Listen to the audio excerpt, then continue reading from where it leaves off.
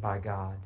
This is how sovereign God is. This is how awesome God is in His towering sovereignty over all that there is.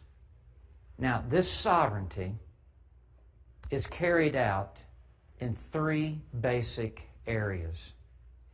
We could expand it into more, but I want to give you the three basic areas in which we see this sovereignty taking place. Number one, God's sovereignty in creation. Everything came into being out of nothing as an exercise of the sovereign will of God. The moon did not self-create itself. This earth did not self-create itself. The Atlantic Ocean did not birth itself into being. No, there was God and God alone. In the beginning, God created the heavens and the earth. And it was God who said, "Let there be light." And there was light. That is the exercise, the free exercise of His sovereign will. Who was there even to resist it? For there was none. Psalm 33:6, "By the word of the Lord the heavens were made. By the breath of His mouth all their hosts.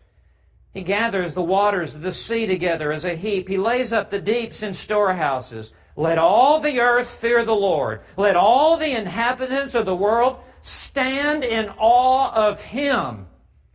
For He spoke and it was done. He commanded and it stood fast." This is our God. He is an awesome, sovereign God.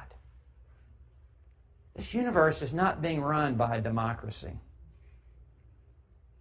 but by a theocracy, by God.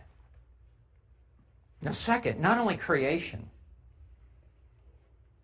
but history and providence is all under His sovereignty. Think of it this way. Not only did God create the stage of the universe, but God has prescripted the entire plot for what will take place on the stage of the universe. And it is God who is directing all of the participants who are on this stage. It was Calvin who said that all the universe is but a theater to display the glory of God. And as we see history unfolding before our very eyes, and as we look back and see the affairs of history, history is really His story. History has a unifying theme, and it is the hand of God in the glove of human circumstances, God carrying it out. Psalm 33, verse 10, "The Lord nullifies the counsel of the nations. He frustrates the plans of the people. The counsel of the Lord stands forever, the plans of His heart from generation to generation." It is God who raises up one ruler and lowers another. It is God who puts evil rulers even into place as a punishment for evil nations, the consequences of their own choices. It is God who is over it all. Romans 8, verse 28 is still in the Bible. "And we know," not we hope, "and we know that God causes all things to work together for good to those who love God, who are called according to His purpose." I have to read Isaiah 46, beginning in verse 8. "Remember this and be assured. Call it to mind, you transgressors." He says this because we have a tendency to forget this. "Remember the former things long past, for I am God and there is no other. I am God and there is no one like me, declaring the end from the beginning." In other words, God stands at the beginning and He declares all that will come to pass all the way to the end, as though He then works His way back to the beginning and everything in between, saying, "My purpose will be established, and I will accomplish all my good pleasure. Truly I have spoken. Truly I will bring it to pass. I have planned it. Surely I will do it. I can trust a God like this. I don't want a God who's licking his finger and putting it in the air and seeing which way the wind is blowing and just going with the flow of things. I want a God who is a rock, a God who is a mighty fortress, a God who is in control of even the hearts of kings to carry out his sovereign, foreordained purpose for history. And that God is working all things together for his glory and for the good of his people.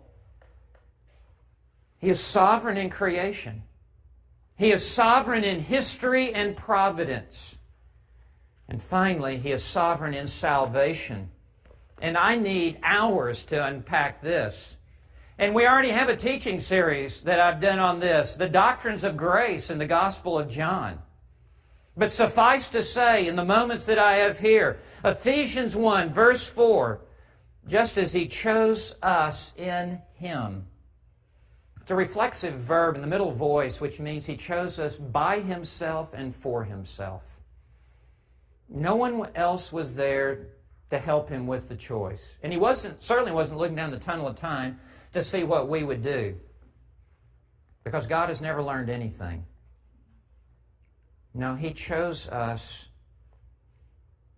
in Christ before the foundation of the world, that we should be holy and blameless before him.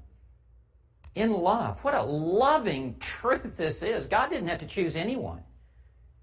In love, he predestined us as sons through Jesus Christ to himself according to the kind intention of his will. He is such a loving monarch. He is such a kind and gracious sovereign. Mercy and grace just flow from his throne to display salvation upon his chosen ones. God is sovereign, and there is no other. He is king over all the earth.